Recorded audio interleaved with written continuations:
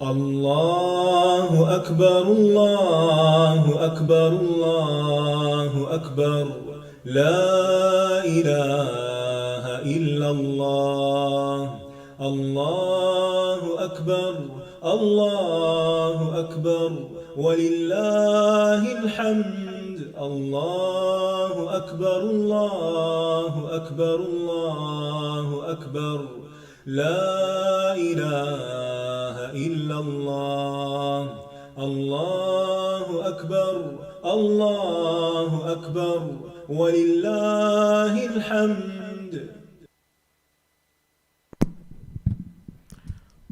السلام علیکم ورحمۃ اللہ وبرکاتہ.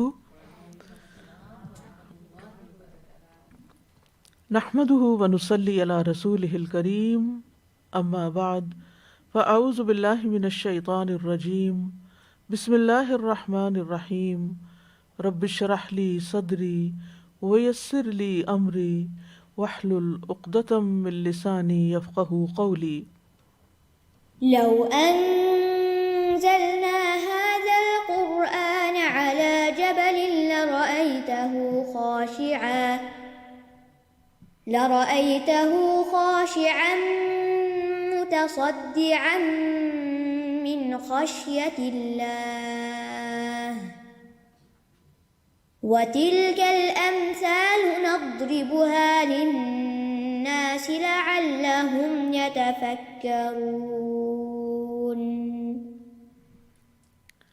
امثال القرآن پروگرام کے سلسلے میں آج ہم انشاءاللہ غیبت کرنے والوں کی مثال پڑھیں گے جو سورۃ الحجرات کی آیت نمبر 12 میں بیان ہوئی ہے. ارشاد باری تعالیٰ ہے: يا أيها الذين آمنوا اجتنبوا كثيرا من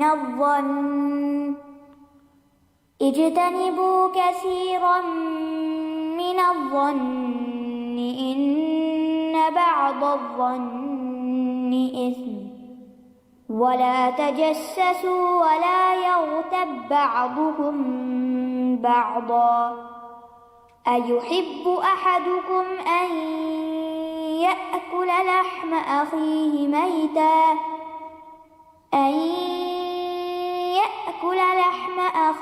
ميتا فكرهتموه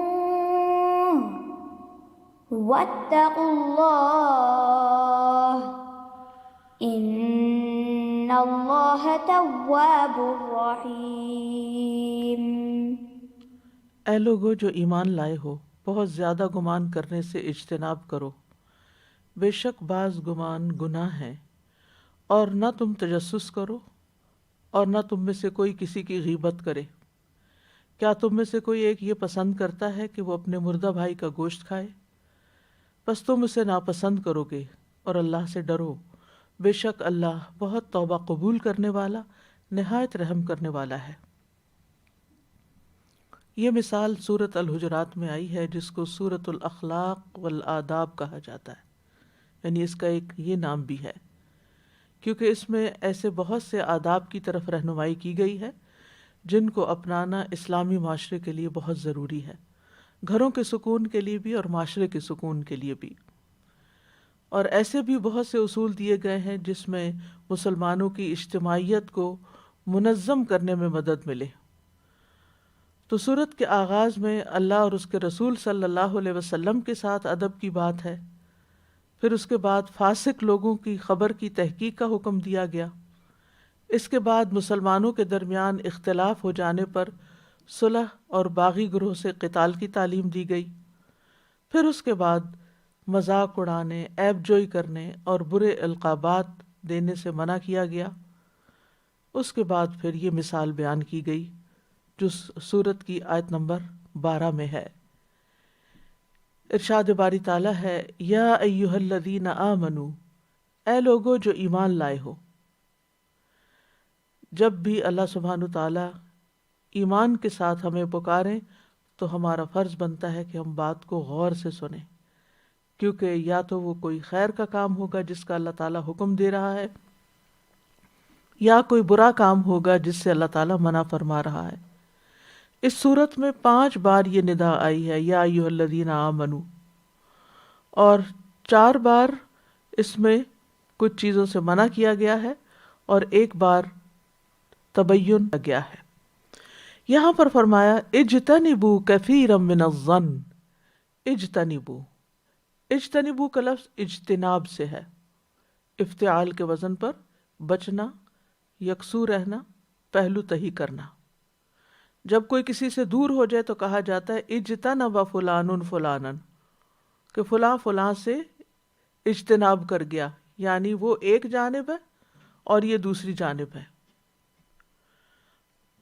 قرآن مجید میں آتا ہے ان تجتنبوا کبائر ما تنہون عنہ، اگر تم بڑے بڑے گناہوں سے جن سے تمہیں منع کیا جاتا ہے اجتناب کرو گے، یعنی ان سے دور رہو گے، ایک طرف ہو جاؤ گے، تو یہ تمہارے حق میں بہتر ہے۔ پھر سورۃ النجم میں آتا ہے الذین یجتنبون کبائر الاثم والفواحش الا اللمم، وہ لوگ جو بڑے گناہوں اور بے حیائیوں سے اجتناب کرتے ہیں، یعنی ان سے پہلو طئی کرتے ہیں، ایک طرف رہتے ہیں، ان کے قریب بھی نہیں جاتے سوائے صغیرہ گناہوں کے۔ تو یہاں کس چیز سے اجتناب کرنے کو کہا گیا ہے؟ الظن، ظن سے۔ ظن اس چیز کا نام ہے جو ظن اس چیز کا نام ہے جو کسی علامت کی وجہ سے حاصل ہوتی ہے، یعنی کوئی نشانی ہوتی ہے، کوئی وجہ ہوتی ہے اس کے پیچھے، جب یہ علامت قوی ہو تو علم اور یقین تک پہنچا دیتی ہے، اور جب کمزور ہو تو توہم پرستی سے آگے نہیں بڑھتی۔ اور جب یہ علامت قوی ہوتی ہے یعنی مضبوط ہوتی ہے تو اس کے ساتھ انا کا لفظ آتا ہے، یعنی شد کے ساتھ انا، جس سے بات کو یقین کا معنی مل جاتا ہے۔ تو کسی چیز کے متعلق گمان کرنے کا مطلب کیا ہے؟ کہ اس چیز کو یقین کے بغیر جاننا، اور جب یہ انا کے ساتھ آتا ہے تو پھر یقین کے ساتھ جاننا۔ جیسے الذین یظنون انہم ملاقو ربہم، جو یقین رکھتے ہیں کہ بے شک وہ اپنے رب سے ملنے والے ہیں۔ اور اسی طرح ظن، زوئے کی زیر کے ساتھ تہمت کو کہتے ہیں، یعنی کسی کے بارے میں ناحق بات سوچنا اور کہنا۔ اور ظنین وہ ہوتا ہے جس پر الزام لگایا جاتا ہے یا جس کے بارے میں آپ تہمت کا گمان کرتے ہیں۔ تو جرجانی کہتے ہیں کہ ظن کسی چیز کے بارے میں راجح عقیدہ رکھنا ہے، حالانکہ اس کے برعکس کا بھی امکان پایا جاتا ہو۔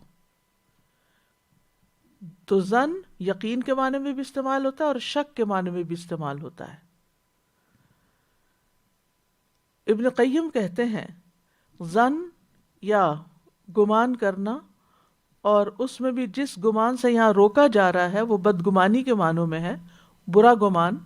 وہ کہتے ہیں کہ بدگمانی یہ ہے کہ لوگوں کے بارے میں برے خیال سے دل کو بھر لینا، یہاں تک کہ یہ بدگمانی زبان اور اعضاء پر ظاہر ہو جائے، یعنی کسی کے بارے میں اتنا برا سوچنا، نیگیٹو سوچنا کہ وہ صرف دل کے اندر ہی نہ رہے بلکہ کسی نہ کسی طرح زبان سے بھی چلک جائے، یا رویے یا معاملے میں مثلا انسان اس کی طرف گھور کے دیکھے یا منہ بنا کے دیکھے، یا پھر اس کے ساتھ سیدھے منہ بات نہ کرے، یا اس سے ڈھنگ سے ہاتھ نہ ملائے، یا تو یہ ساری چیزیں کس بنیاد پر ہوتی ہے؟ اور دوسرے شخص کو یہ سمجھ ہی نہیں آتی کہ اس کو ہوا کیا ہے، یعنی اس کا چہرہ کیوں لٹکا ہوا ہے، یا یہ شخص سیدھے منہ بات کیوں نہیں کر رہا، اور اس کا حال یہ ہوتا ہے کہ اس کے دل میں اس شخص کے بارے میں برا خیال بھر چکا ہوتا ہے۔ ابن کثیر کہتے ہیں بدگمانی یہ ہے کہ آپ کسی پر الزام لگائیں اور اپنے گھر والوں، رشتہ داروں اور لوگوں کو ناحق خیانت کی طرف منسوب کریں کہ انہوں نے یہ غلط کام کیا، حالانکہ انہوں نے کیا نہیں ہوتا، ان کے پاس اس کی کوئی دلیل نہیں ہوتی۔ تو اس سے یہ پتہ چلتا ہے کہ بغیر دلیل اور حجت کے کسی پر تہمت لگانا جو ہے یہ ظن شمار ہوتا ہے۔ امام قرطبی کہتے ہیں جو مفسر ہیں کہ ظن سے مراد تہمت ہے، یعنی کسی شخص پر بغیر کسی قوی دلیل کے کوئی الزام یا عیب لگانا یا گناہ لگانا، یعنی گناہ سے اس کو متصف کرنا۔ تو یہاں پر اس آیت میں اللہ تعالیٰ اپنے مومن بندوں کو بہت زیادہ بدگمانیاں کرنے سے رک جانے کو کہہ رہے ہیں، جو عام طور پر انسان کے اپنے ہی گھر والوں، اپنے ہی بہن بھائیوں اور دیگر لوگوں کے بارے میں ہوتی ہیں، اور اس کی وجہ سے یعنی بنیاد برا گمان بنتا ہے، جس کے بعد بہت سی اور خرابیاں پیدا ہوتی ہیں، جیسے تجسس کرنا، باتوں کی ٹو لگانا، کسی کے پھر اس کے بعد غیبت کرنا، الزام تراشی کرنا، برے نام رکھنا، یہ جتنی بھی بعد میں خرابیاں بیان کی گئی ہیں، یا طعن و تشنیع کرنا، ان سب کی اصل جڑ، بنیاد اور بیج جو ہے وہ گمان ہے۔ جب گمان برا ہوتا ہے تو پھر اس کے بعد انسان زبان سے بھی بری بات نکالتا ہے اور دوسرے کو ذلیل کرنے کی کوشش کرتا ہے، حالانکہ بعض اوقات دوسرا شخص بالکل بے گناہ ہوتا ہے۔ عمر بن خطاب کہتے ہیں، جو بات بھی آپ کے مومن بھائی کے منہ سے نکلے اس کو اچھا ہی سمجھیں۔ یعنی عموماً بدگمانی کسی کے بارے میں کیوں ہو جاتی؟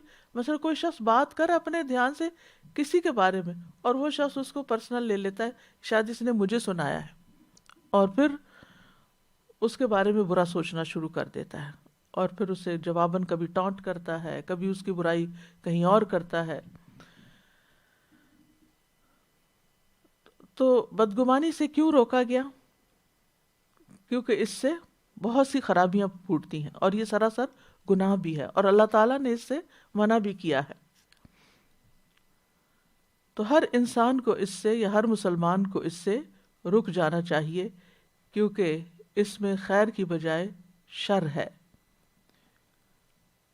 کیونکہ جب انسان بدگمانی سے بچتا ہے یا برے گمان سے بچتا ہے تو انسان توہمات سے بھی نکل آتا ہے، اور بہت سی خرابیوں سے، جس میں دوسروں پہ الزام تراشی وغیرہ بھی ہوتی ہے، ان سے بھی بچ جاتا ہے۔ پھر فرمائے ان بعد الظن اثم، کیوں گمان سے بچو؟ کیونکہ بعض گمان جو ہوتے ہیں، بعض خیال جو ہوتے ہیں، وہ گناہ ہوتے ہیں، اسم ہوتے ہیں۔ اسم کا لفظ جو ہے ان اعمال اور افعال کے لیے استعمال ہوتا ہے جو انسان کو ثواب سے پیچھے روکتے ہیں، ثواب سے روکتے اور پیچھے رکھتے ہیں۔ وہ اعمال اور افعال جو ثواب سے روکتے ہیں، یعنی مثلاً آپ نے کسی کو کوئی ہیلپ دینی تھی، کوئی خیر، کچھ مال دینا تھا، یا کوئی اسمائل دینی تھی، یا سلام کرنا تھا، لیکن اس برے گمان نے، کیونکہ یہ اسم ہے، اس اسم نے آپ کو اس خیر سے روک دیا جو آپ کسی کے ساتھ کرنے والے تھے۔ تو اسم وہ گناہ ہوتا ہے جو انسان کو، یعنی وہ عمل ہوتا ہے جو ثواب کے کام سے روک دیتا ہے۔ مثلاً کسی ادارے کو آپ نے کوئی ڈونیشن دینی تھی، اس کے بارے میں کسی نے آپ سے کوئی ایسی بات کہہ دی جس کے بعد آپ کا دل ان کی طرف سے برا ہو گیا، بغیر تحقیق کے، بغیر دلیل کے، حالانکہ آپ کے پاس کوئی یقینی بات نہیں ہوتی، صرف سنی سنائی بات، اور اس کی بنیاد پر آپ بدگمانی شروع کر دیتے ہیں، جس کی وجہ سے بعض اوقات آپ خیر کے، نیکی کے، صدقہ جاریہ کے بہت بڑے کام سے رک جاتے ہیں۔ تو اسی لیے اس کو اثم کہا گیا کہ گمان جو ہے اس گناہ ہے، کیونکہ یہ انسان کو نیکی کے کام سے روک دیتا ہے۔ اس کی جمع آثام آتی ہے۔ اس لفظ میں تاخیر اور دیر کرنے کا مفہوم بھی پایا جاتا ہے، اور وہ کہتے ہیں نا، آثمہ وہ اونٹنی ہوتی ہے جو تیز چل سکتی ہے لیکن جان بوجھ کے آہستہ چلتی ہے، یا تھکی ہوئی ہو تو آہستہ چلتی۔ یعنی ایک شخص جس کے اندر بہت پوٹینشل ہوتا ہے کوئی کام کرنے کا، لیکن جب اس کے اندر نیگیٹیوٹی بھر جاتی ہے تو اس کا وہ پوٹینشل ضائع ہو جاتا ہے، وہ کسی کام کے قابل نہیں رہتا، کوئی اچھا کام نہیں کر سکتا۔ تو اس لیے یہاں بدگمانی کو گناہ قرار دیا گیا، اور ساتھ ہی یہ کہا گیا کہ بعد الظن، کیونکہ ہر گمان، ہر خیال گناہ نہیں ہوتا، ٹھیک ہے؟ تو جب کوئی گمان پیدا ہو تو پھر انسان کو تحقیق کرنی چاہیے کہ وہ حقیقت پر مبنی ہے بھی یا نہیں۔ تو ظن کی علماء نے 4 قسمیں بتائی ہیں، ایک حرام ہے، ایک واجب ہے، ایک مستحب ہے، اور ایک مباح اور جائز ہے۔ حرام ظن یہ ہے کہ انسان اللہ تعالیٰ کے ساتھ بدگمانی رکھے کہ وہ تو مجھے ضرور پنش کرے گا، وہ نہیں معاف کرے گا، یا وہ میری مصیبت دور نہیں کرے گا۔ یعنی اللہ کے بارے میں نا امید ہونا، مایوس ہونا، اللہ کی رحمت سے مایوس ہونا، یہ حرام ہے، یہ بدگمانی ہے۔ اسی طرح ایسے مسلمان جو بظاہر نیک ہیں، ان کے اندر کوئی ظاہری گناہ نہیں پایا جاتا، ان کے بارے میں گمان کرنا کہ یہ کوئی چھپ کے ضرور غلط کام کرتے ہوں گے، تو یہ بھی یعنی آپ کے پاس کوئی دلیل ہی نہیں، آپ کسی کے بارے میں ایسے سوچ رہے ہیں حالانکہ اس کے ظاہر عمل میں کوئی خرابی نہیں، تو یہ بھی حرام ہے۔ دوسرا واجب ظن۔ واجب ظن کا مطلب ہوتا ہے کہ آپ کو مثلاً کسی دو لوگوں کے بیچ میں کوئی فیصلہ کرنا ہے، یا کسی جج کو کسی مقدمے کا فیصلہ کرنا ہے، تو وہ فیصلہ کس بنیاد پہ کرتا ہے؟ گواہیوں کی بنیاد پہ کرتا ہے۔ اب گواہیاں سننے کے بعد اس کا جس طرف گمان غالب ہوتا ہے اس کے مطابق وہ اپنا فیصلہ جاری کر دیتا ہے۔ اب اس میں اس نے خود سے تو کچھ نہیں دیکھا ہوتا، وہ تو گواہیوں کی بنیاد پر کر رہا ہوتا ہے اور گمان غالب کی بنیاد پر، تو یہ تو پھر ایک لازم چیز ہے کہ اس کو سٹینڈ لینا ہی ہے۔ تیسرا ہے مستحب، کہ انسان عمومی طور پر ہر مسلمان کے بارے میں اچھا سوچے، اور یہ اس وقت ہوتا ہے جب آپ دوسروں کی اچھائیاں دیکھتے ہیں، کیونکہ ہر انسان ہے نا، کمزوری تو ہر ایک کے اندر ہوتی ہے، کوئی انسان فرشتہ ہے نہیں اس دنیا میں، ہر انسان سے کوئی نہ کوئی غلطی ہو جاتی ہے، کوئی نہ کوئی بھول چوک ہو جاتی ہے، کوئی کمی کوتاہی ہو جاتی ہے، بعض اوقات وہ کچھ کر نہیں بھی رہا ہوتا تو شیطان آپ کے دل میں اس کے بارے میں کوئی وسوسہ ڈال دیتا ہے، تو ایسی صورت میں انسان کو چاہیے کہ وہ ان وسوسوں کو ہٹا کے دوسرے کی اچھی بات، خوبی کی بات اس کو یاد رکھے، یعنی ہمیشہ دوسروں کا احسان یاد رکھیں، ان کی ملامت یاد نہ رکھیں۔ تو یہ ہر مسلمان کے ساتھ انسان کو اچھا گمان رکھنا چاہیے کہ یہ دوسرے کے بارے میں زبان کھولے تو اچھی بات ہی کرے، چاہے آپ کو اس کی کوئی غلطی پتہ بھی ہو۔ اور چوتھا یہ ہے مباح ظن، جیسے نماز کی رکعتوں میں شک ہو جاتا ہے، 3 پڑھی ہیں کہ 4 پڑھی ہیں، تو غالب گمان کی بنیاد پر فیصلہ کر لیں کہ میرا خیال ہے 4 ہی پڑھی ہیں تو 4 ٹھیک ہے، لیکن اگر آپ غالب کو چھوڑ کر امر یقینی پر عمل کریں، یعنی 3 تو میں نے پڑھی ہی پڑھی ہیں، تو پھر چوتھی بھی پڑھ لیں، سجدہ سہو کر لیں، تو یہ بھی ٹھیک ہے، تو یہ مباح ہے۔ پھر فرمایا ولا تجسسوا، تجسس نہ کرو۔ امام راغب کہتے ہیں کہ الجس کا لغوی معنی ہے انسان کی رگ کو چھونا، اس کی نبض معلوم کرنا، یعنی ہمارے اندر کے جو حالات ہیں نا، ہمارا ہارٹ کیسے کام کر رہا ہے، ہمارا اسٹمک کیسے کام کر رہا ہے، لیور کیسے کام کر رہا ہے، ہمارے فیس سے نہیں اتنا پتہ چلتا، یہ ظاہر سے نہیں، تو جو حکیم لوگ ہوتے ہیں وہ نبض پہ جب ہاتھ رکھتے ہیں تو ان کو اندر کے حالات معلوم ہو جاتے ہیں، تو گویا یہ تجسس کی ایک قسم ہے نا۔ تو اس سے انسان جس یعنی نبض رٹولنا، اس سے کسی کے تندرست یا بیمار ہونے کا پتہ چلایا جا سکتا ہے کہ اندر کیا ہے۔ یہ حس سے زیادہ خاص ہے، حس کسی چیز کو حس کے ذریعے معلوم کرنا ہوتا ہے، اور جاسوس جو ہے یہ لفظ بھی جس سے ہی نکلا ہے، کیونکہ جاسوس کیا کرتا ہے، وہ لوگوں کے خفیہ اور چھپے ہوئے معاملات کی کرید کرتا ہے۔ تو تجسس اور تحسس دونوں ہی حدیث میں لفظ آتے ہیں۔ تحسس وہ جس کو انسان اپنے حواس خمسہ سے محسوس کرتے ہیں، جیسے آنکھ سے، کان سے، ہاتھ وغیرہ سے، اور تجسس یہ ہے کہ انسان کسی کی خفیہ طریقے سے کسی کے معلومات حاصل کرتا ہے۔ تجسس کا لفظ اکثر شر کے لیے بولا جاتا ہے، تحسس جو ہے وہ خیر کے کاموں میں ہوتا ہے، جیسے یعقوب علیہ السلام نے اپنے بچوں سے کہا تھا یا بنی یذهبوا فتحسسوا من یوسف، اے میرے بچوں جاؤ یوسف کی ٹو لگاؤ۔ اب یہ جو ٹو لگانا ہے، اردو میں تو ٹو لگانا ایک اچھے معنوں میں، اچھے کانوٹیشن استعمال نہیں ہوتا، لیکن یہاں پر تحسس کا لفظ استعمال ہوا کہ کسی چیز کو تلاش کرنا، تحسس کا معنی ہے تلاش کرنا، اور تجسس میں ہوتا ہے کسی کی باتیں چوری چھپے سننا، دروازے پہ کان لگانا، اور کسی کا بیگ کھول کے دیکھنا، کسی کی ڈائری پڑھنا، کسی کے پاسورڈ چرا کے اس کے موبائلز وغیرہ میں دیکھنا، جیسے عام طور پر خواتین یا مرد حضرات اپنے ہسبینڈ وائف ایک دوسرے کے پیچھے تجسس کرتے رہتے ہیں، کس سے بات کر رہے ہیں، یعنی کام کوئی کر رہے ہیں اور کان لگائے ہوئے کہ فون پہ کیا ہو رہا ہے، اور پاسورڈ معلوم کر کے تو پھر ٹیکسٹ کھول کھول کے دیکھنا کس کس کو ٹیکسٹ کیا جاتا ہے، یہ چیزیں تجسس میں آ جاتی ہیں۔ تو تجسس جو ہے یہ بدگمانی کی پیداوار ہے، یعنی پہلے برا گمان آتا ہے، پھر اس کے بعد انسان ٹو لگانا شروع کر دیتا ہے، اور پھر اس کے بعد یہ کہ اگلا سٹیپ ہوتا ہے، اور وہ ہے وَلَا يَغْتَبْ بَعْضُكُمْ بَعْضًا، تم میں سے کوئی کسی کی غیبت نہ کرے۔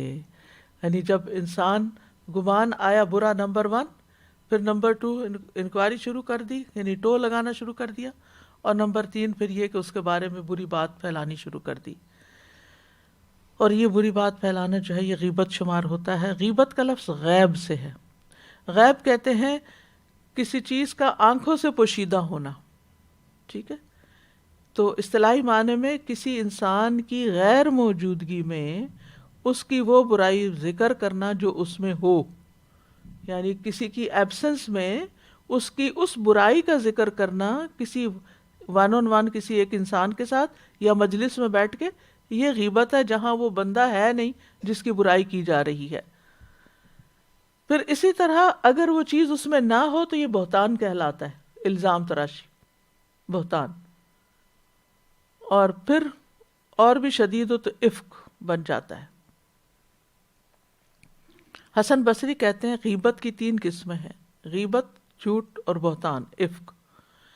غیبت یہ ہے کہ تم اپنے بھائی کے بارے میں وہ بات کہو جو اس میں پائی جاتی ہو. جھوٹ اس کی وہ بات آگے کرو جو کسی کی طرف سے تم تک پہنچی، کیونکہ ہر سنی سنائی بات جو ہے وہ کیا ہے،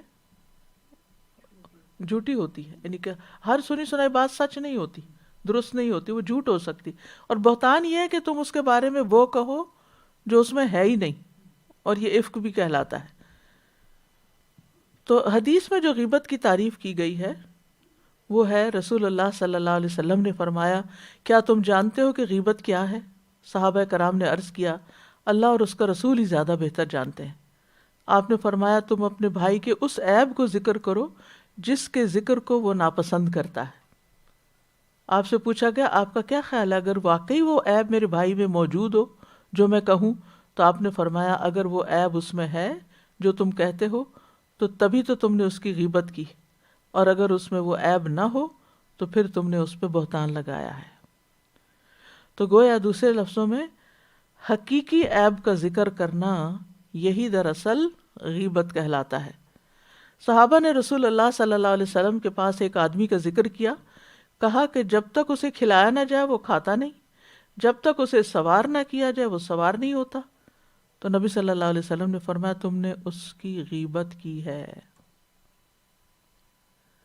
یعنی عام روزمرہ زندگی کی وہ باتیں جو کسی کے بارے میں اس طرح کرنا کہ جو اس کے اندر پائی جاتی ہو، جو اس کی کمی کوتاہی کمزوری ہو، تو یہی غیبت ہوتی ہے. مثلاً اگر کوئی شخص کان کٹا ہے اور آپ کے پاس سے گزر کے آگے چلا گیا تو آپ دوسرے کو کہتے ہیں یہ کان کٹا آدمی ہے، تو یہ غیبت شمار ہوگی. زید بن وہب کہتے ہیں کہ ابن مسعود نے کہ ولید بن عقبہ کے بارے میں آپ کیا کہتے ہیں؟ ابن مسعود کہتے ہیں کہ ولید بن عقبہ کے بارے میں آپ کیا کہتے ہیں جبکہ شراب کے قطرے اس کی داڑھی سے ٹپک رہے ہیں؟ تو عبداللہ بن مسعود نے فرمایا، ہمیں تجسس سے منع کیا گیا ہے، اگر ہمیں کوئی چیز ظاہر لگے گی تو ہم پوچھ لیں گے. ٹھیک ہے، یعنی ابن مسعود سے پوچھا گیا ولید بن عقبہ کے بارے میں کہ شراب کے قطرے اس کی داڑھی سے ٹپک رہے ہیں، تو انہوں نے کہا کہ ہمیں تجسس نہیں کرنا کہ یہ کس چیز کے قطرے ہیں، کیا ہے. اگر واقعی ہمیں کوئی ایسی چیز لگی تو ہم اس سے پوچھ لیں گے، معلوم کر لیں گے. مطلب کیا تھا کہ کسی کے پیٹھ پیچھے آپ ایسی بات مت کریں، جب سامنے کوئی چیز آ جائے گی تو پھر دیکھا جائے گا. تو مطلب یہ کہ کسی کی ذات کے بارے میں، کسی کی کسی صفت یا کمزوری کے بارے میں، کسی کے جسم کے بارے میں، کسی کے دین کے بارے میں، کسی کے دنیا کے بارے میں ایسی بات کرنا کہ جو اس کی کمزوری ہو، اور پھر وہ اگر اس کے سامنے کریں تو آپ کو بری معلوم ہو. امام نبوی کہتے ہیں کہ یہ بات اس کے نفس میں ہو یا بناوٹ میں یعنی ساخت میں، اخلاق میں ہو یا مال میں، اولاد میں ہو یا والدین میں، بیوی میں ہو یا خادم میں، غلام میں ہو یا اس کے کپڑے میں، پگڑی میں، کپڑے میں ہو یا اس کی چال میں، اس کی حرکت میں ہو یا اس کے گناہ میں، یا اس کے غصے میں، یا اس کی خوشی میں، یا اس کے علاوہ کسی بھی اس سے تعلق رکھنے والی چیز کے بارے میں. یعنی ایک انسان کے مختلف پہلو ہوتے ہیں، ان میں سے کسی چیز کے اوپر بھی آپ برے لفظوں میں ذکر کرتے ہیں اس کا، تو وہ غیبت شمار ہوتی ہے. اسی طرح کسی کی نقل اتارنا. حضرت عائشہ سے مروی ہے کہ ایک مرتبہ انہوں نے نبی صلی اللہ علیہ وسلم کی موجودگی میں کسی عورت کی نقل اتاری، ان کے چھوٹا قد ہونے کا ذکر کیا. آپ نے فرمایا تم نے اس کی غیبت کی ہے. یعنی بلا وجہ کسی کے بارے میں یہ کہنا اس کا قد چھوٹا ہے، وہ موٹا ہے، وہ فلاں ہے، وہ فلاں ہے، یہ باتیں کرنے کی ضرورت نہیں. اسی طرح بول کے کرنا، لکھ کے کرنا، ٹیکسٹ میسج کر کے کرنا، ایموجی بھیج کے کرنا، ہاتھ یا سر کے اشارے سے کرنا، سبھی غیبت میں شمار ہوتے ہیں. مثلا جسم کے بارے میں آپ کسی کے تبصرہ کریں کہ وہ اندھا ہے، چندی آنکھوں والا ہے. دین کے بارے میں کریں بڑا خیانت کار ہے، نمازوں میں سستی کرتا ہے. دنیاوی معاملات میں کہیں کہ لوگوں کو حقیر سمجھتا ہے، کسی کی بات نہیں مانتا. باپ کے بارے میں کہیں کہ اس کا باپ تو ہے وہ ہندو ہے، فلاں موچی ہے، لوہار ہے وغیرہ. اخلاق کے بارے میں کہیں کہ شیخی خورا ہے، بہت جلد باز ہے، بڑا جذباتی ہے. کپڑوں کے بارے میں کہیں کہ اس کے کپڑے بڑے میلے کچیلے ہیں، اسمیل آ رہی ہے. یعنی کسی بھی چیز کے بارے میں جب آپ اس طرح کا تذکرہ کریں جو اس شخص کو ناپسند ہو، اس کا ذکر سننا اس پہ تکلیف دہ ہو، تو یہی غیبت ہے. اسی کی مثال یہاں پر بیان ہوئی. مثال سے بات سمجھائی گئی کہ غیبت کرنا کیسا ہے. فرمایا ایحب احدکم ان یأکل لحم اخیہ میتا فکرہتموہ، یعنی ایک بے مثال اسلوب کا ذکر ہے. یعنی ایسی مثال ہے کہ جس سے غیبت کی سنگینی اور شدت اور اس کے برا ہونے کا احساس شدید ہو جاتا ہے انسان کے اندر. اور یہ اس میں 5 چیزیں ہیں. ایک یہ کہ وہ گوشت ہے، دوسرا یہ کہ مردار ہے، مردہ کا گوشت ہے، تیسرا یہ کہ کچا ہے، چوتھا یہ کہ انسان کا گوشت ہے، پانچواں یہ کہ مسلمان بھائی کا گوشت ہے. یعنی اس سے آپ دیکھیں کہ اس کی قباحت کس قدر شدید ہو جاتی کہ انسان کچا انسان کا مردہ انسان کا جو اپنا بھائی بھی ہے اس کا گوشت کھائے. فرمایا کوئی بھی اس کو پسند نہیں کرتا. فَكَرِهْتُمُوهُ، تم اس کو ناپسند کرو گے. یعنی کسی بھی طور پر، یعنی اگر ان میں سے کوئی ایک چیز بھی ہو نا، مثلا کچا گوشت ہے نہیں کھاؤ گے، مردار کا گوشت ہے نہیں کھاؤ گے، انسان کا گوشت ہے چاہے پکا ہوا ہی کیوں نہیں کھاؤ گے، مسلمان بھائی کا گوشت نہیں کھاؤ گے، کوئی ایک چیز بھی ان میں سے پائی جاتی ہے نہیں کھاؤ گے. کہاں یہ کہ تم اس شخص کی برائی بیان کرتے رہو جس کو وہ ناپسند کرے. اسی لیے اللہ تعالیٰ کا فرمان ہے وَيْلٌ لِكُلِّ هُمَزَةٍ لُمَزَةٍ، بڑی ہلاکت ہے ہر بہت تانا دینے والے، بہت عیب لگانے والے کے لیے. اس کے بارے میں مجاہد رحمہ اللہ کہتے ہیں الہمزہ سے مراد وہ شخص ہے جو لوگوں کے گوشت کھاتا ہے، یعنی غیبت کرتا ہے، اور لمزہ تانا دینے والا، تان و تشنیع کرنے والا. ابن عباس کہتے ہیں کہ اللہ نے غیبت کی یہ مثال اس لیے بیان کی ہے کیونکہ مردار کا گوشت کھانا حرام ہے، قابل نفرت ہے. اسی طرح جیسے مردار کا گوشت حرام اور قابل نفرت ہے، اسی طرح دین اسلام میں غیبت حرام ہے، قابل نفرت ہے، دلوں میں نفرتیں پیدا کرتی ہے.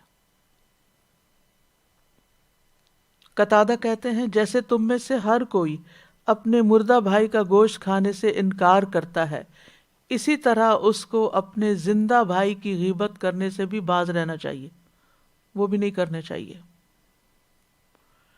اچھا گوشت سے ہی کیوں تشبیہ دی گئی، گوشت کی ہی مثال کیوں بیان کی گئی ہے؟ کیونکہ گوشت جو ہے یہ ہڈیوں کو چھپائے ہوئے ہوتا ہے. گوشت انسان کی ہڈیوں کو، یعنی آپ دیکھیں کہ اگر آپ کے جسم پر گوشت نہ ہو تو پھر کیا ہو، آپ ہڈیوں کا ڈھانچہ نظر آئے. تو یہ گوشت جو ہے ایک طرح سے پروٹیکشن بھی دیتا ہے نا، انسان کے اعضاء کو انٹیکٹ رکھتا ہے. لیکن جب کسی کا گوشت کھایا جاتا ہے تو پھر غیبت کرنے والا اس شخص کے عیبوں سے پردہ ہٹا دیتا ہے، اس کو ننگا کر دیتا ہے، اس کو نقصان میں ڈال دیتا ہے۔ صحابہ جو تھے ان کے سامنے ایسی مثالیں آئیں کہ جس میں واقعی ان کو گوشت دکھایا گیا۔ عبداللہ بن مسعود فرماتے ہیں ہم نبی صلی اللہ علیہ وسلم کے ساتھ تھے تو ایک شخص کھڑا ہوا اور چلا گیا، اٹھا اور چلا گیا، جیسے ہوتا ہے مجلس سے اٹھ کے کوئی چلا جاتا ہے۔ کئی دفعہ ایسا ہوتا ہے نا، کہیں دعوت ہوتی ہے، پارٹی ہوتی ہے، تو کسی کو جلدی جانا ہوتا ہے، وہ جلدی اٹھ کے نکل جاتا ہے معذرت کر کے، اب اس کے جانے کی دیر ہے۔ یا پھر آپ نے گھر میں مہمان بلائے، دعوت کی، ان کے بچوں نے کچھ کام خراب کیا، اب وہ کھانا پینا کھا کے چلے گئے، اب بعد میں گھر والے بیٹھ کے کیا کرتے ہیں، یا اس مجلس والے بیٹھ کے پھر باتیں کیا کرتے ہیں۔ تو ایسے ہی ایک مجلس میں لوگ بیٹھے تھے، ایک شخص اٹھا چلا گیا، اس کے جانے کے بعد دوسرا شخص اس کے بارے میں عیب جوئی کرنے لگا، تو نبی صلی اللہ علیہ وسلم نے فرمایا اپنے دانتوں کا خلال کرو۔ خلال کرتے ہیں دانتوں کے بیچ کی جو اسپیس ہوتی ہے اس میں سے پھنسا ہوا گوشت نکالنا۔ آپ نے فرمایا دانتوں سے ان ذرات کو نکالو، تو اس نے کہا میں کس وجہ سے خلال کروں، میں نے تو گوشت نہیں کھایا۔ آپ نے فرمایا یقیناً تم نے اپنے بھائی کا گوشت کھایا، یعنی واقعی لٹرلی تم نے کھایا ہے۔ اتنی شدت کے ساتھ احساس دلایا گیا۔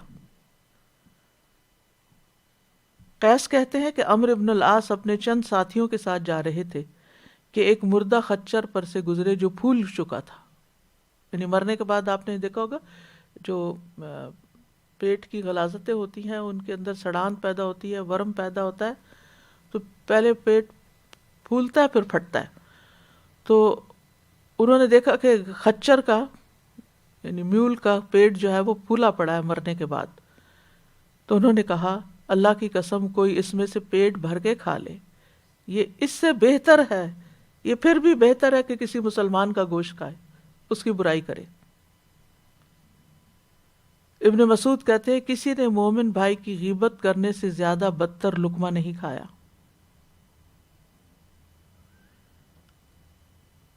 ابراہیم، اور پھر یہ ہے کہ کھانے کی میز پر بیٹھ کر کسی کی برائیاں کرنا۔ ابراہیم بن ادم کہتے ہیں کہ انہوں نے کچھ لوگوں کی مہمان نوازی کی، جب کھانے پہ بیٹھ گئے تو ایک آدمی کی غیبت کرنے لگے۔ عام طور پہ ایسا ہوتا ہے نا جب بہت کیجول قسم کی گیدرنگز ہوتی ہیں تو پھر انسان کو بھول جاتا ہے مستی میں آ کے کہ وہ کیا کہہ رہا ہے۔ تو ابراہیم بن ادم نے کہا کہ پرانے زمانے میں لوگ گوشت سے پہلے روٹیاں کھاتے تھے، تم نے روٹی کھانے سے پہلے ہی گوشت کھانا شروع کر دیا، یعنی تم غیبت کر رہے ہو۔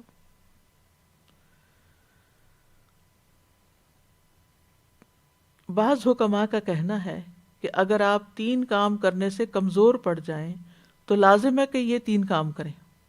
نمبر 1، اگر آپ خیر کے کام کرنے سے کمزور ہو گئے کہ آپ سے نہیں ہوتے تو شر سے رک جائیں، یعنی انسان ایج کے ساتھ جو گرو کرتا ہے، بوڑھا ہوتا جاتا ہے، پھر جوانی میں بہت سے اچھے کام کر رہا ہوتا ہے، بہت محنت کے کام کر رہا ہوتا ہے، پھر اس کی ہمت جواب دے جاتی، یہ بیمار ہو جاتا ہے تو پھر اس کے اندر کمزوری آ جاتی ہے، تو بہت خیر کے کام نہیں کر سکتا، کہا کہ پھر شر سے رک جاؤ۔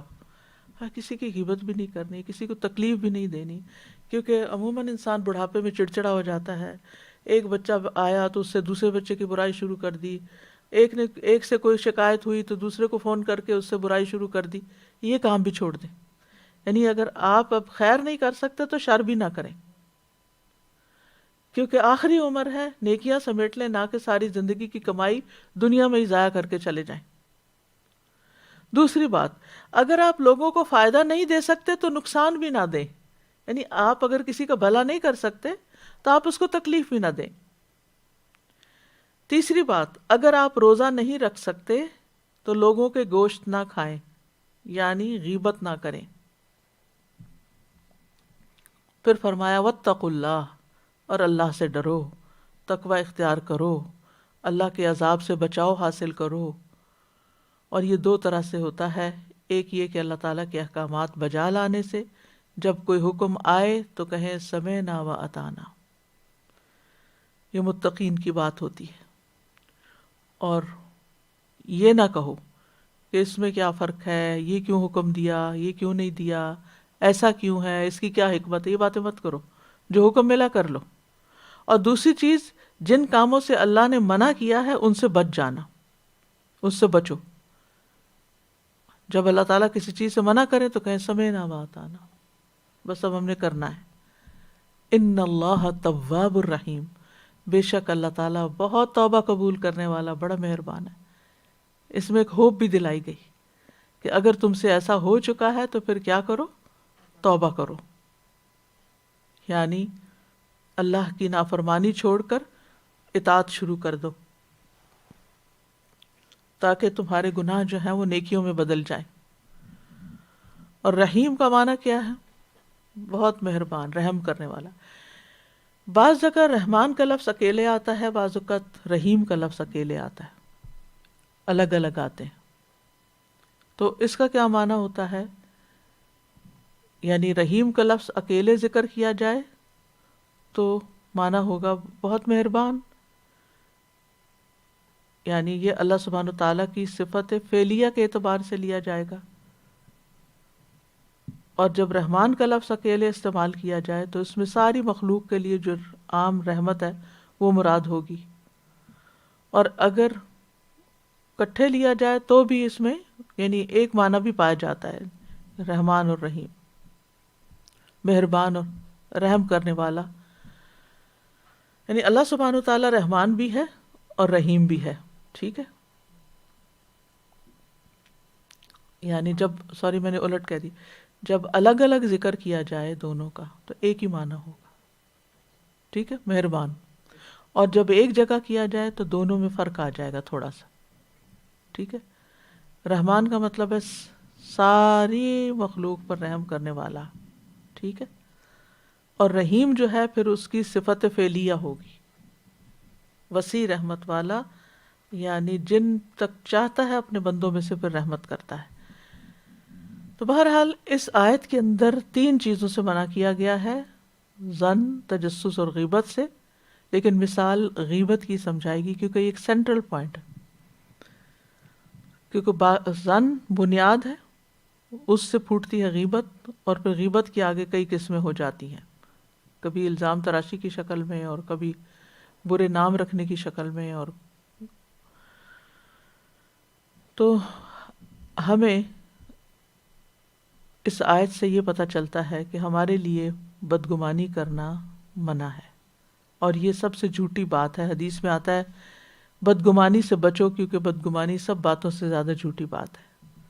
خطابی کہتے ہیں بدگمانی اکثر جھوٹ سے پیدا ہوتی ہے، یعنی غلط خیال ہوتا ہے انسان کے اندر، اس کی بنیاد نہیں ہوتی. جھوٹ کی بھی بنیاد نہیں ہوتی نا.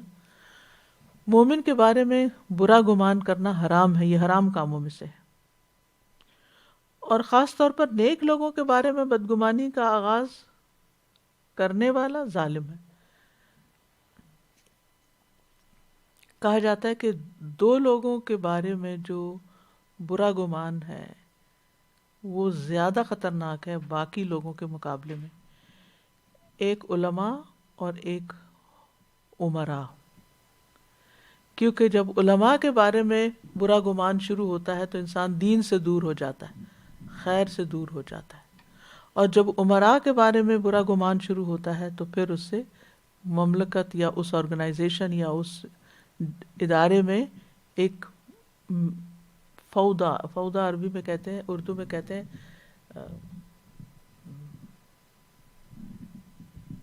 مس مینجمنٹ، یا ایک بے چینی اور ایک بدنظمی پھیل جاتی ہے.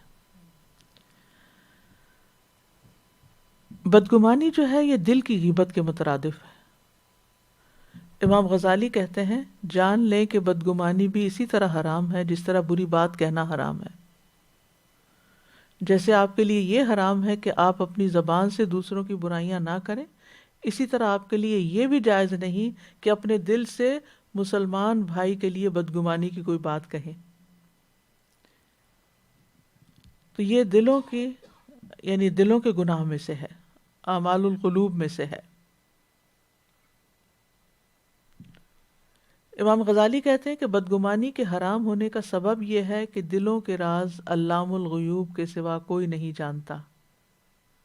آپ کے لیے جائز نہیں کہ آپ دوسرے کے بارے میں برا عقیدہ رکھیں سوائے اس کے کہ آپ کو اس کی حالت کے بارے میں کھلم کھلا پتہ چل جائے، کلیئر بات پتہ ہو جس کی کوئی تعویل نہ ہو۔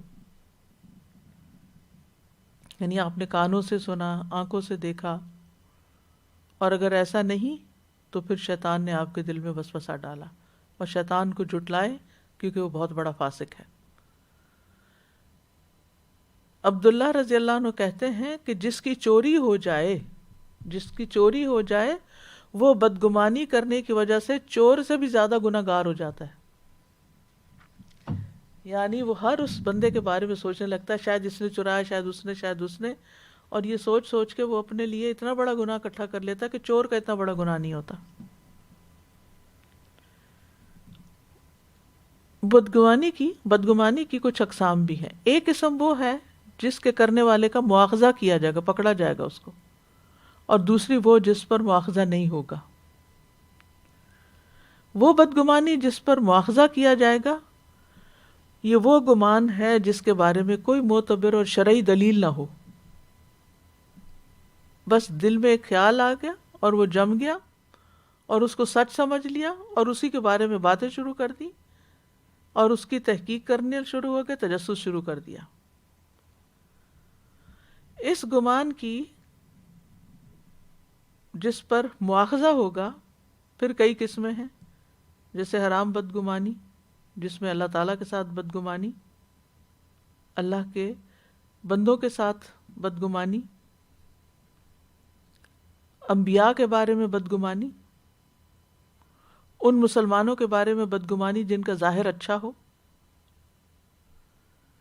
دوسری قسم جائز بدگمانی کی ہوتی ہے،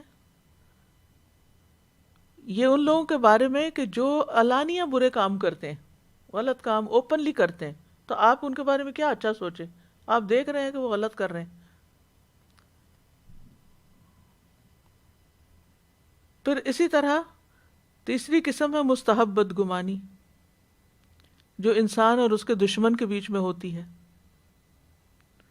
جس کے بارے میں انسان کو اپنی جان یا مال کا خوف ہوتا ہے، تو انسان سوچتا ہے کہ کہیں یہ میرے لیے یہ نہ کر دے، وہ نہ کر دے، تو وہ گمان سے پہ کام لیتا ہے تاکہ اس کے شر سے بچ سکے، اس کی چالوں سے محفوظ رہ سکے۔ یعنی ایک شخص جس کے بارے میں آپ کو یہ پتا ہو کہ یہ آپ کا دشمن ہے یا آپ سے نفرت کرتا ہے یا آپ کو نقصان پہنچانے کی کوشش کرتا ہے، اور اس کے کوئی دلائل بھی آپ کے پاس ہوں، یقینی دلائل، تو پھر فیوچر میں اس کے شر سے بچنے کے لیے جب اس کی کوئی موومنٹ آپ دیکھیں اور آپ کے دل میں گمان آ جائے تو یہ مستحب ہے، کیونکہ آپ اپنی پروٹیکشن کے لیے یہ سوچ رہے ہیں، نہ کہ اس کی غیبت کہیں کرنے کے لیے۔ پاسٹ ایکسپیرینس پر بیسڈ، یہ نہیں کہ خیال پر، ایسے گمان پر۔ تو بدگمانی اسی طرح واجب بدگمانی بھی ہوتی ہے، جیسے حدیث کے راویوں پہ جرح کرنا یا گواہوں پہ جرح کرنا۔ بدگمانی جو ہے یہ اس سے بہت برے نتائج نکلتے ہیں معاشرے کے اندر۔ بدگمانی میں شرک بھی آتا ہے، بدعت بھی آتی ہے جو کہ گمراہی کی طرف لے جاتے ہیں، کیونکہ شرک کیا ہے؟ اللہ کے بارے میں برا گمان کیا کرنا کہ اس نے کوئی بیٹا بنا لیا، نعوذ باللہ۔ یہ گمان ہی ہے نا، اس کی کیا دلیل ہے؟ اسی طرح بدعت کہ یہ نیکی کا کام ہے، یہ آپ نے خود زیوم کر لیا ہے، اس کی کوئی دلیل نہیں ہے آپ کے پاس، یہ بھی گمان میں آ جاتا ہے، یہ بدگمانی ایک طرح سے۔ بدگمانی سے انسان کے اندر برے اخلاق پیدا ہوتے ہیں، بعض اوقات انسان اللہ تعالیٰ کے غضب کا مستحق ہو جاتا ہے۔ بدگمانی سے برے اعمال وجود میں آتے ہیں، کینہ اور عداوت پیدا ہو جاتی ہے، تجسس پیدا ہو جاتا ہے، خاندان میں، گھر میں مسائل پیدا ہو سکتے ہیں۔ یعنی آپ کا رویہ اپنے شوہر کے ساتھ یا اپنے بچوں کے ساتھ خراب ہو سکتا ہے، اور اس کی بنیاد پر یہاں تک نوبت آتی کہ گھر ٹوٹ جاتا ہے۔ کچھ طلاقیں صرف بدگمانی کی وجہ سے ہوتی ہیں، کہ ٹرسٹ نہیں کر سکتے ایک دوسرے کو. جہاں ٹرسٹ نہیں رہتا وہاں پر پھر تعلق بھی کیا رہے گا. ایک دوسرے پہ بھروسہ نہیں رہتا جس کی وجہ سے زندگی دوبر ہو جاتی. آپ کسی کو کوئی کام ڈیلیگیٹ نہیں کر سکتے کیونکہ آپ کے اندر اس کے بارے میں بدگمانی ہے کہ یہ کرے گا نہیں، حالانکہ آپ نے تجربہ ہی نہیں کیا کبھی، صرف خیال ہی کر لیا. بدگمانی پالے رکھنے سے دل بیمار ہو جاتا ہے، ایمان کمزور پڑنے لگتا ہے. بعض اوقات انسان کبیرہ گناہ میں مبتلا ہو جاتا ہے. تو بدگمانی کو چھوڑنے کے لیے اللہ سے دعا کرنی چاہیے، اپنے آپ کو کنٹرول کرنا چاہیے، اپنے نفس کا محاسبہ کرنا چاہیے، خود کو دوسرے کی جگہ پہ رکھ کے دیکھنا چاہیے. بدگمانی ہو جائے تو تحقیق نہیں کرنی چاہیے، تجسس نہیں کرنا چاہیے. کسی کے منہ سے کوئی بات نکلی ہے تو اس کا بہتر مفہوم نکالنا چاہیے، نہ کہ الٹا مفہوم. یعنی اچھا گمان تبھی ہوگا نا کہ جب آپ بات کو اس کی اچھائی پر معمول کریں گے. دوسروں کے لیے عذر تلاش کریں کہ اس بیچارے نے اس وجہ سے یہ بات کہی ہوگی. بدگمانی کو زبان پہ نہ لائیں کیونکہ پھر جھوٹی بات ہوتی ہے. جب بدگمانی دل میں آنے لگے تو دل کی حفاظت کریں، کنٹرول کریں، اس سرکل کو توڑیں جو آپ بار بار وہی بات سوچے چلے جا رہے ہیں. پھر بدگمانی کی بنیاد پہ کسی کے بارے میں فیصلہ نہ کریں. بدگمانی کے نقصان کو ذہن میں رکھیں. جو انسان بہت زیادہ بدگمانیاں کرتا ہو اس کی کمپنی اس کا ساتھ چھوڑ دیں، اس کے ساتھ مت رہیں، ورنہ آپ کو بھی ضرور ملوث کر لے گا. اور اگر کوئی بدگمانی میں مبتلا ہے تو اس کی بدگمانی دور کرنے کی بھی کوشش کریں. پھر اسی طرح تجسس سے منع کیا گیا کیونکہ لوگوں کو بگاڑنے کا سبب ہے.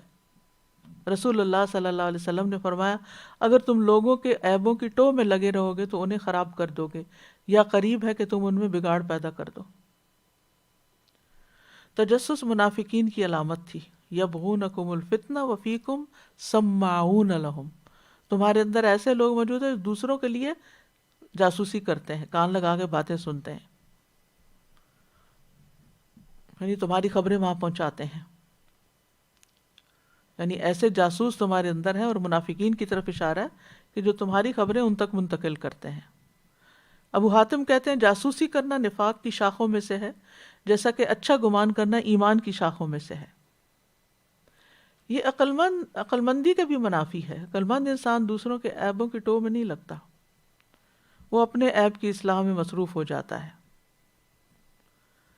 تجسس میں کیا کیا چیزیں شامل ہیں؟ نمبر 1، کسی کے عیب کے بارے میں باخبر ہونے کے لیے ٹو لگانا. کسی کے بارے میں یہ جاننے کی کوشش کرنا وہ حق پہ ہے یا باطل پہ. کسی کے اچھے یا برے عمل کے بارے میں سوال کرنا، یعنی آپ کسی کے عمل کے بارے میں یہ نہ پوچھیں آپ تم کیا کہتے ہو، اس نے یہ کام کیسے کیا، اچھا کیا کہ نہیں کیا. پھر یہ کہ دوسروں کی باتوں پہ کان نہ لگائیں، کہ کوئی دو لوگ باتیں کر رہے ہوں تو آپ سننے کی کوشش نہ کریں. کسی کے گھر میں نہ جھانک کے دیکھیں. کسی کے ان گھر کی ان جگہوں کو جس کو کھولنا انہوں نے آپ کے لیے اجازت نہیں دی اس کو مت کھولیں. جیسے کسی کی فریج کھول دینا، کسی کی الماری کھول دینا، اس کے گھر جا کے بیگ کھول دینا، ان چیزوں سے منع کیا گیا. یعنی تجسس نہ کرو، جاننے کی کوشش نہ کرو کہ دوسرا کیا کھاتا ہے، کیا پہنتا ہے، کہاں سے لیتا ہے، کہاں جاتا ہے، کہاں آتا ہے، اس کے گھر کون آتا ہے.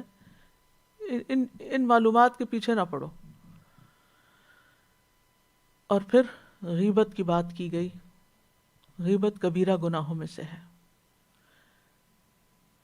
کہا جاتا ہے کہ مسلمان شخص کی عزت کے بارے میں ناحق زبان درازی کرنا کبیرہ گناہوں میں سے ایک گالی کے بدلے 2 گالیاں دینا ہے.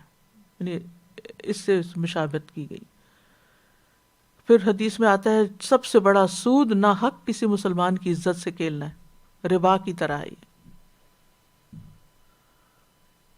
رسول اللہ صلی اللہ علیہ وسلم نے فرمایا ایک مسلمان کی ہر چیز دوسرے مسلمان پہ حرام ہے، اس کا خون، اس کا مال اور اس کی عزت و آبرو.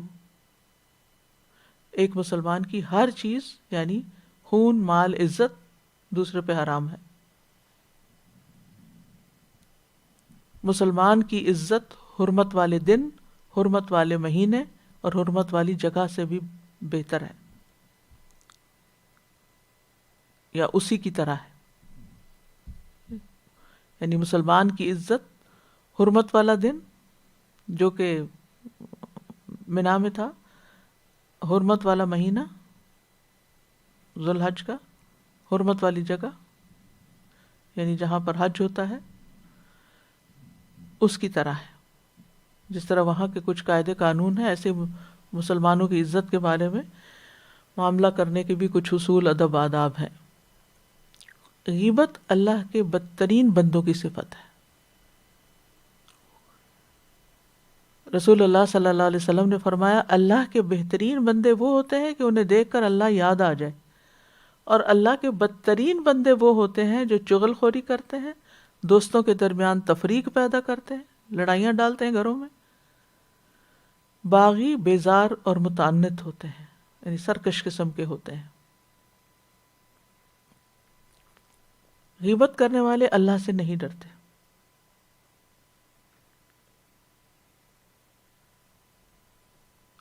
غیبت کرنے والے جو ہیں ان سے ہر کوئی ڈر رہا ہوتا ہے. یعنی ڈر اس معنی میں کہ یہ ہماری کر رہا ہے تو پتہ نہیں ہماری کہیں جا کے کرے گا. یعنی دوسرے ان سے امن میں نہیں ہوتے، یعنی ان کو ٹرسٹ نہیں کر سکتے. پھر یہ بھی یاد رکھیے غیبت سننا بھی حرام ہے. جیسے کرنا حرام ہے تو ایسے ہی سننا بھی، اور اس پہ خاموش رہنا. اس کی کوئی نہ کوئی تعویل کر دی جائے، اگر کسی بات کا ذکر کیا گیا اور اس کی اچھی تعویل کر دی جائے تو وہ پھر اس میں نہیں شامل ہوتا. اگر کوئی غیبت کر رہا ہو تو سننا، جو سن رہا اس کو روکنا بھی چاہیے.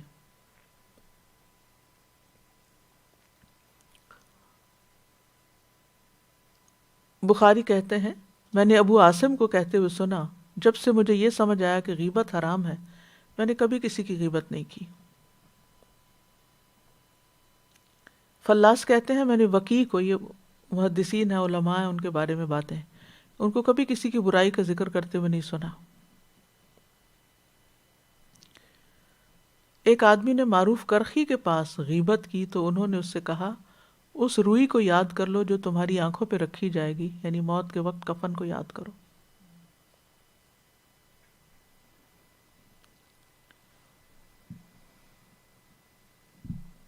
ابن عون کے بارے میں کہا جاتا ہے کہ انہوں نے لوگوں پر اپنی زبان کی حفاظت کے ساتھ سرداری کی،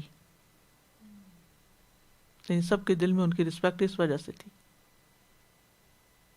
ابن الجوزی کہتے ہیں اپنے شیخ انماتی کے بارے میں کہ یہ سلف صالحین کے اصول پہ تھے، ان کی مجلس میں غیبت سنی نہیں جاتی تھی، یعنی روک دی جاتی تھی.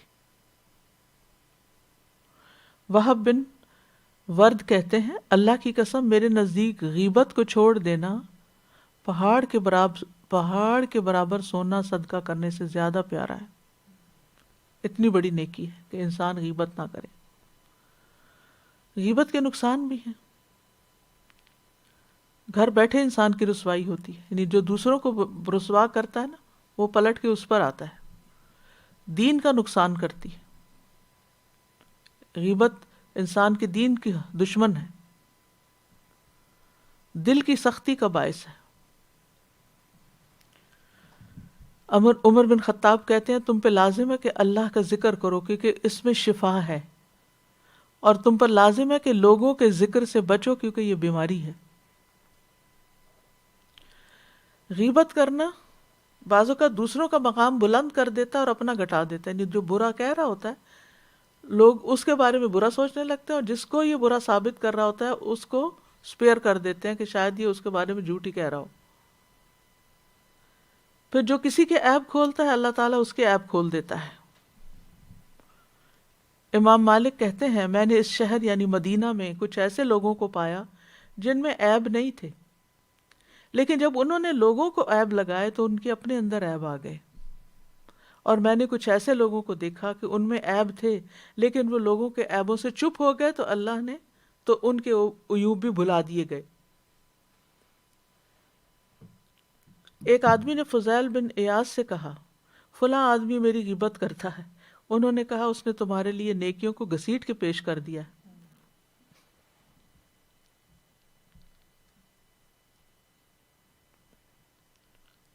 دنیا کے علاوہ آخرت کے بھی کچھ نقصان ہیں. سب سے پہلا قبر کا عذاب. نبی صلی اللہ علیہ وسلم جب ایک جگہ سے گزر رہے تھے کہ دو قبریں سامنے آ گئی, ان دونوں کو عذاب ہو رہا تھا, تو آپ نے کیا بتایا کہ پیشاب کے چھینٹوں سے نہ بچنے اور غیبت کرنے کی وجہ سے ہو رہا ہے. آخرت میں نیکیوں کا تبادلہ ہو جائے گا. عبداللہ بن مبارک کہتے ہیں اگر میں نے کسی کی غیبت کرنی ہوتی تو والدین کی کرتا, کیونکہ وہ میری نیکیوں کے زیادہ مستحق ہیں, کیونکہ جو جس کی غیبت کرتا ہے اس کو اپنی نیکیاں دے دیتا ہے. قیامت کے دن ایسے لوگ نبی صلی اللہ علیہ وسلم سے بہت دور ہوں گے. قیامت حدیث میں آتا ہے, ترمذی کی روایت ہے کہ قیامت کے دن میرے نزدیک تم میں سب سے زیادہ محبوب اور قریب بیٹھنے والے لوگ وہ ہیں جو بہترین اخلاق والے ہیں, اور سب سے زیادہ ناپسندیدہ اور دور رہنے والے لوگ وہ ہیں جو زیادہ باتیں کرنے والے, بلا سوچے سمجھے بغیر احتیاط کے بولنے والے اور تکبر کرنے والے. یہ دیکھیے ذرا, زیادہ بولنا, بے سوچے سمجھے بولنا, جو منہ میں آئے بول دینا, بغیر احتیاط کے بولنا اور تکبر کرنا. ایسی بے مقصد باتیں جو ہیں وہ جنت میں داخلے میں رکاوٹ ہے. غیبت کا انجام جہنم بھی ہے. رسول اللہ صلی اللہ علیہ وسلم نے فرمایا, سنن نبی داؤد کی روایت ہے, جس شخص نے کسی مسلمان کی غیبت کا نوالا کھایا تو اس کو اللہ اتنا ہی جہنم سے کھلائے گا. آگ کھا رہا ہے. معراج کی رات نبی صلی اللہ علیہ وسلم کا گزر ایک قوم پر ہوا جن کے ناخن تانبے کے تھے. وہ ناخنوں سے اپنے چہرے اور سینے کو ریچ رہے تھے جیسے چھری ہو. میں نے کہا اے جبریل یہ کون لوگ ہیں؟ انہوں نے فرمایا یہ وہ لوگ ہیں جو لوگوں کا گوشت کھاتے ہیں اور ان کی عزت و آبرو کے درپے رہتے ہیں. اسی طرح سنن نبی داؤد کی روایت ہے, رسول اللہ صلی اللہ علیہ وسلم نے فرمایا جس شخص نے کسی مومن کے بارے میں کوئی ایسی بات کہی جو اس میں تھی نہیں, اللہ اسے جہنمیوں کی پیپ میں ڈالے گا یہاں تک کہ اپنی بات سے باز آ جائے. پھر اسی طرح کچھ کیڑے مکوڑے ہوں گے جو جہنمیوں کے ہونٹوں اور پہلوؤں کو پکڑیں گے. تو یہ ان لوگوں کے لیے جو دوسرے مسلمانوں کو تکلیف پہنچاتے ہیں غیبت کر کے. غیبت کی وجوہات کیا ہوتی ہیں؟ سب سے پہلے تو بدگمانی, پھر کینہ اور غضب, دل میں غصہ ہوتا ہے کسی کے خلاف تو اس کی بات کہیں نہ کہیں کرنے کو دل کرتا ہے. پھر بعض اوقات دوسروں کی موافقت, کوئی کر رہا ہوتا ہے کہ اس کے ہاں میں ہاں شروع کر دیتے ملانا.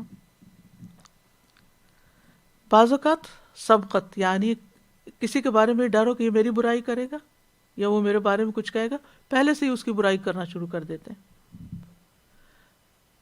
بعض اوقات اپنی برات ظاہر کرنے کے لیے کسی اور کا حوالہ دے دینا کہ میں نے نہیں کیا, وہ فلاں شخص پہلے بھی یہ کرتا ہے, شاید اسی نے کیا ہوگا یا اسی نے کیا. پھر اسی طرح اپنی بڑائی ثابت کرنے کے لیے غیبت کرنا. کچھ لوگ دوسروں کی باتیں اس لیے کھولتے ہیں کہ وہ بھی برا, وہ بھی, تاکہ وہ یہ ثابت کر سکے میں سب سے اچھا.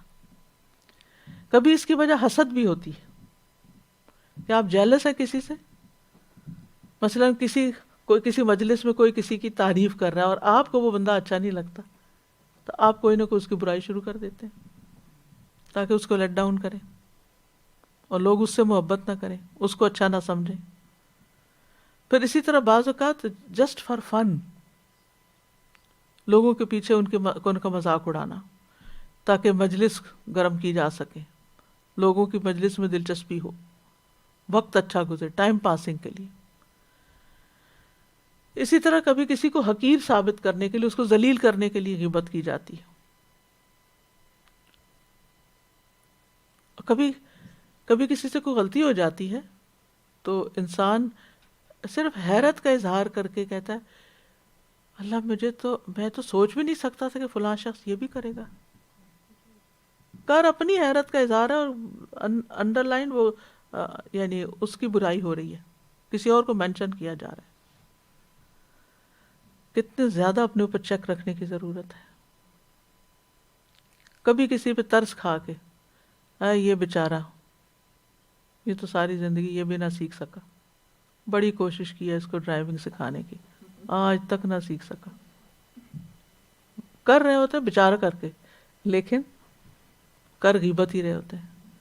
اور کبھی کبھی ایک اور کور اپنے اوپر اوڑھ لیتے ہیں کہ ہمارے اندر ایمانی غیرت ہے، اس لیے ہم کسی کا عیب آپ کو بتا رہے ہیں، ایمان کا تقاضا ہے. یعنی کسی نے کوئی غلط کام کیا ہے اور حقیقت میں کیا، کوئی غیبت ہے ہی اس برائی کا ذکر جو اس میں ہے، تو ہم اس لیے ذکر کر رہے ہیں کہ یہ ہمیں یہ چیز بہت بری لگی. بھئی جا کے اس کو بتاؤ، ہمارے سامنے کیوں کرتے ہو؟ کچھ جائز اسباب بھی ہیں جن کی وجہ سے کسی کا ذکر کر سکتے ہیں. نمبر 1، ظلم کی صورت میں. اگر کسی نے آپ پہ ظلم کیا ہے اور آپ اپنا حق وصول کرنا چاہتے ہیں تو قاضی سے، جج کے سامنے جا کر آپ اپنا ظالم کی داستان سنائیں گے. دوسرا، منکر کو بدلنے کے لیے مدد طلب کرنا. مثلا آپ دیکھ رہے ہیں کہ کوئی شخص انتہائی غلط کام کر رہا ہے اور آپ کے پاس ہمت نہیں ہے، تو آپ کسی کی سپورٹ لینے کے لیے اس سے کہتے ہیں کہ میری مدد کرو تاکہ اس شخص کو اس سے روکیں. لیکن یہ نہیں کہ ہر دوسرے بندے کے پاس کھڑے ہو کے اس کی کہانی شروع کر دی. تیسرا، فتویٰ پوچھنے کے لیے. مثلا کسی نے دوسرے پر ظلم کیا یا کوئی اس کا مال چھین لیا، مثلا شوہر نے حق مہر نہیں دیا یا اور کوئی مال غصب کر لیا، تو ایسی صورت میں اب وہ خاتون جو ہے وہ کسی سے فتویٰ لینا چاہتی ہیں کہ مجھے کیا کرنا چاہیے، یا وہ نان نفقہ نہیں دیتا. جیسے ہند نے ابو سفیان کے بارے میں کہا تھا کہ وہ بچوں کا نان نفقہ نہیں دیتا، بخیل آدمی. تو آپ نے کیا فرمایا تھا کہ بس نیک نیتی سے اتنا لے سکتی ہوں جتنا تمہارے بچوں کی ضرورت کے لیے کافی ہو، یعنی اس کو بتائے بغیر. پھر اسی طرح مسلمانوں کو کسی کے شر سے بچانے کے لیے، جیسے جھوٹے راوی تھے تو ان کے بارے میں کتابوں میں لکھا ہوا ہے کہ یہ کذاب تھا، یہ ایسا تھا ویسا تھا، تاکہ لوگ ان کی حدیثیں جو من گھڑت انہوں نے گھڑی وہ آگے نہ بیان کریں. اسی طرح شادی اور کاروبار کے مشورے کے وقت، پھر عیب والی چیز کی فروخت کے وقت. مثلا کوئی چیز فروخت کر رہے ہیں آپ اور اس کے اندر کوئی خرابی ہے، یعنی پہلے سے غلام وغیرہ تھے، تو اس کا بھی ذکر کرنا. اسی طرح فاسق اور بدعتی استاد کے بارے میں، اگر ایسا عالم ہے کہ جو غلط کام کرتا ہے یا بدعت کو رواج دیتا ہے تو اس کے بارے میں خبردار کرنا کہ وہاں سے سیکھنے کی ضرورت نہیں. پھر اسی طرح نااہل اور فاسق کو ذمہ داری ملنے پر، یعنی اگر کسی کو امپلائی رکھا ہے اور وہ غیر ذمہ دار ہے اور وہ مالک کے مال میں کمی بیشی کر رہا ہے اور آپ دیکھ رہے ہیں، کلیگ ہیں آپ اس کے، آپ اطلاع کر سکتے ہیں کہ آپ کو یہاں سے اتنا نقصان ہو رہا ہے اس بنا پر، جبکہ بات حقیقت پر، دلیل پر مبنی ہو. پھر سننے والے کا کام ہے کہ وہ مزید انویسٹیگیٹ کر لے. اسی طرح جو لوگ کھلے عام برائیاں کرتے ہیں، تو اگر کہیں ان کے شر سے بچانے کے لیے، جبکہ لوگوں کو پتہ ہو اور آپ کو یقینی علم ہو، کوئی آپ سے پوچھے تو آپ کہہ سکتے ہیں ہاں بات تو ہے.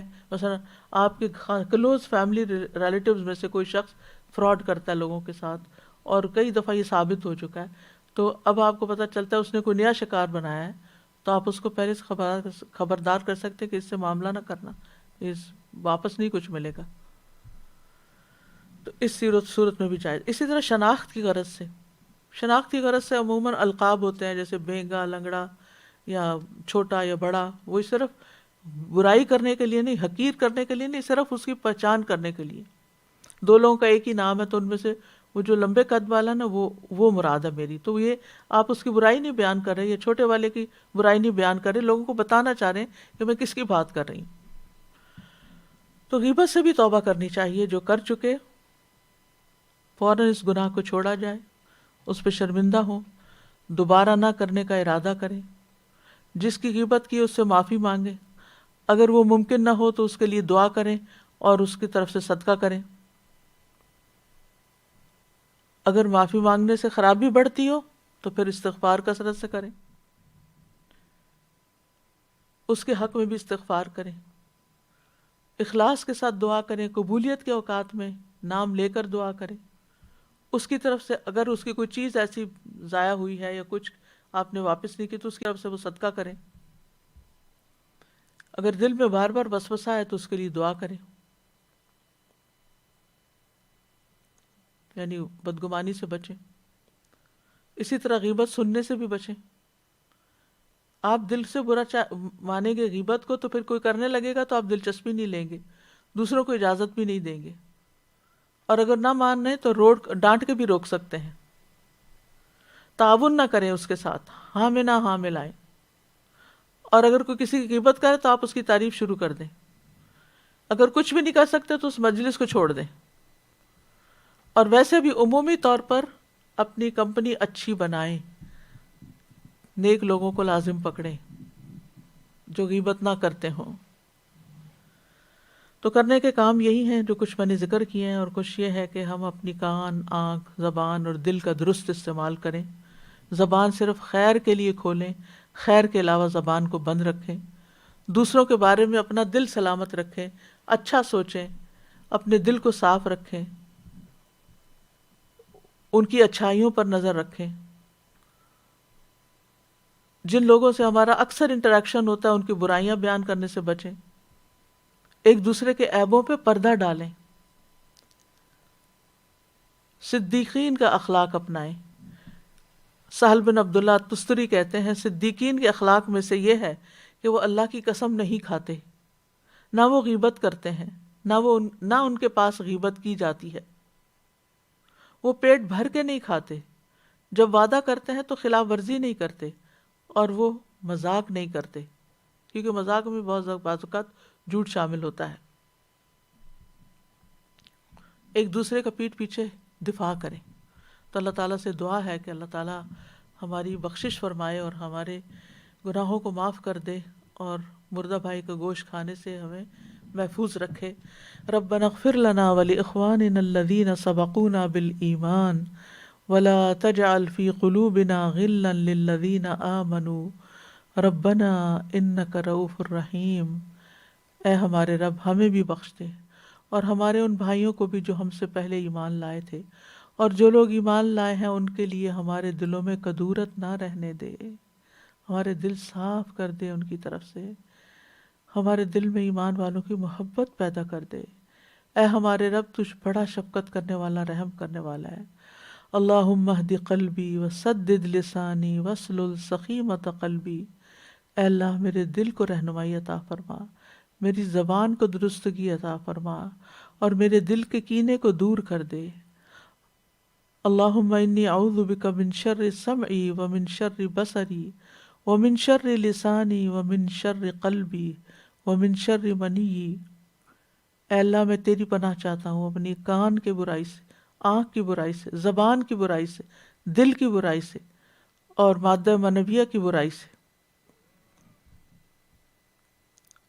اللہم انی اعوذ بک من منکرات الاخلاق والاعمال والاہواء والادواء۔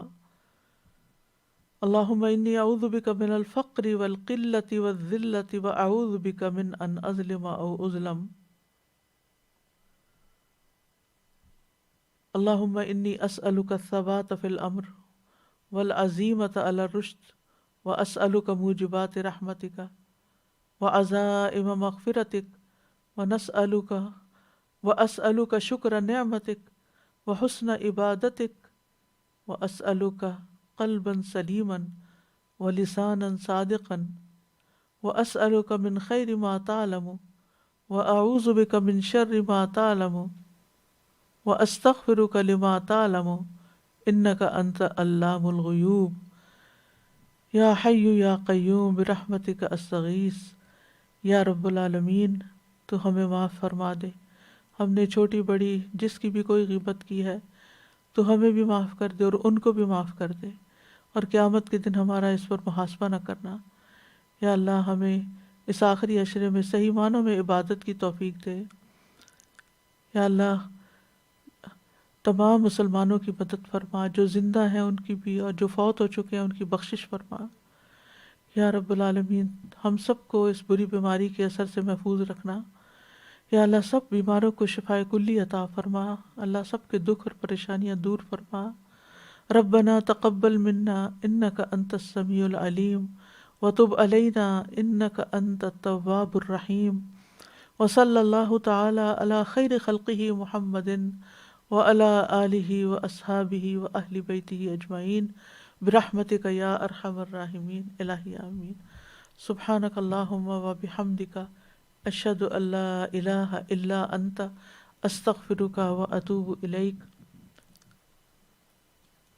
لو أنزلنا هذا القرآن على جبل لرأيته خاشعا متصدعا من خشية الله وتلك الأمثال نضربها للناس لعلهم يتفكرون. آپ میں سے کوئی کچھ کہنا چاہیے؟ سر یہ چھوٹے چھوٹے اعمال پہ اللہ سبحانہ وتعالیٰ نے کتنے بڑے بڑے اجر رکھے ہوئے ہیں، تو کبھی یہ بندہ سوچتا ہے کہ اتنا اجر کیا کرنا ہے ہم نے، بہت زیادہ، یعنی الحمدللہ کہنے پہ یہ آسمان اور زمین کا، یہ جو باتیں ہم کرتے ہیں حج تو یعنی اتنا سخت خوف لگ گیا ہے کہ ہم تو اپنی روح میں بولتے چلے جاتے ہیں اور وہ یہ سارے کام کرتے ہیں جو ادھر مینشن ہوئے ہیں اور جو غیبت کے زمرے میں آ جاتے ہیں. لیکن استاذہ ایک کویشچن ہے کہ اگر کسی بندے کا نام ہم مینشن نہیں کرتے اور ہم نے جیسے سمجھانا ہوتا ہے کہ یہ ایک ایسا کام ہے جس سے بچنا ہے اور یہ لوگ کر رہے ہیں، تو کیا نام مجھے معلوم ہے اس بندے کا؟ لیکن سننے والے کو اگر معلوم نہیں پھر ٹھیک ہے، سننے والے کو معلوم نہ ہو.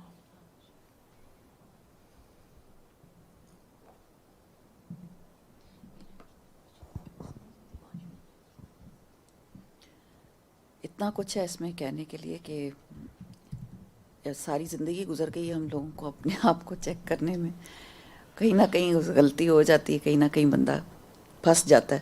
اور یہ شیطان کا اتنا بڑا ہتھ کنڈا ہے کہ اور جیسے جب ہم خاص طور پہ وزٹ کرنے گئے ہوتے ہیں نا کسی کے گھر پہ، تو ہم کسی کے گھر ٹھہرے ہوتے ہیں، لا محالہ کوئی نہ کوئی بات ایسی ہو جاتی ہے، جیسی انٹریکشن ہوتی. لوگ اپنے اپنے ملکوں میں رہتے ہیں، جیسے ہی وزٹ کرنے کہیں جاتے ہیں اپنے رشتہ داروں میں یا کچھ، اس وقت ایسے لگتا ہے کہ پہلے سے ہی بندے کو پریپیئر ہو کے جانا پڑتا ہے کہ اب یہ باتیں سامنے آئیں گی اور ان سے پرہیز کرنا ہے. اور جب تک استاذہ جی میں نے یہ دیکھا ہے کہ پریپیئر نہ ہونا انسان، تو اس وقت تک بچنا بہت زیادہ مشکل ہوتا ہے. آپ کو کچھ لوگ آلریڈی پتہ ہوتے ہیں کہ یہ نیگیٹو ریئیکشن شو کریں گے، آگے سے یہ ایسے بات کریں گے، ان سے پہلے ہی آپ تیار ہو جاتے ہیں. کیونکہ ایک زمانہ ہم لوگوں نے بچپن میں جیسے دوستوں میں آپس میں مذاق اڑانا کہنا، وہ چیز آپ کی پھر آہستہ آہستہ جب آپ قرآن پڑھتے ہیں تو آہستہ آہستہ آپ کی اس سے دور ہوتی جاتی ہے، اصلاح کرتے جاتے ہیں، پھر وہ چیک شروع ہو جاتا ہے کہ اب بس دیٹس اٹ، کہ اب ٹائم بھی نہیں ہے اب ہمارے پاس اتنا کہ ہمیں نہیں پتہ کہ ہمارا وقت کب آ جائے. تو بیٹر ہے کہ ابھی سے ہی ہم سٹارٹ ہو جائیں، اپنے آپ کو ٹرین کریں کہ ہمیں نے یہ بات کہنی، اور اللہ ہمیں معاف کر دے جو کچھ ہم نے کیا. استاذہ ایک دفعہ آپ نے یہ بتایا تھا کہ ایسی کوئی حدیث ہے کہ وہ قیامت کے دن کوئی انسان سامنے لایا جائے گا اور رکھا جائے گا، تو جس نے غیبت کی ہے وہ اس کو کہا جائے گا کہ اس کا گوشت کھاؤ، ایسی کوئی حدیث ہے؟ نہیں، ایسے نہیں. اوکے الحمدللہ. اور اچھا استاذہ کوئی ایسے آپ کو پتہ ہوتا ہے کہ جیسے آپ نے کہا نا کہ قلوب کے بھی اعمال ہوتے ہیں، تو اب کوئی ایسی عورت ہے آپ کو پتہ ہے کہ یہ بات اچک لیتی ہے بیچ میں سے، جیسے آپ کوئی بات کر رہے ہیں تو یہ بیچ میں سے کو پکڑ لے گی اور بعد میں اس کو یوز کرے گی، تو یہ بھی ہمارے دل میں آنا، یہ بھی کوئی غیبت ہے؟ اگر تجربے کی بنیاد پر ہے، یقین کی بنیاد پر ہے، پھر نہیں. اچھا جزاکم اللہ خیر. یعنی کچھ لوگوں کا آپ کو ایکسپیرینس ہوتا ہے نا ہاں جی. کہ ان کے سامنے اس طرح کی بات کی جاتی ہے، یہ اس کا یوں بنا لیتے ہیں، تو وہ اور بات ہے. پھر آپ احتیاط کرتے ہیں نا اس کی بنیاد پر، اس اپنے گمان کی بنیاد پر. اوکے. سبحانک اللہم و بحمدک اشہد ان لا الہ الا انت استغفرک و اتوب الیک. السلام علیکم و رحمۃ اللہ وبرکاتہ.